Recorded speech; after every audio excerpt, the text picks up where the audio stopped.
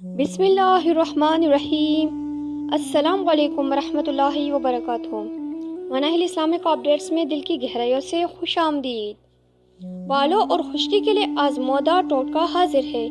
बालों की मिसाइल, खुश्की की मिसाइल, जल्दी मिसाइल के लिए ख़ास तौर पर सकरी, बालों का गिरना, जड़ों का कमज़ोर होना, इन सब के लिए एक इंतहाई मुफीद और कारगर नुस्खा है।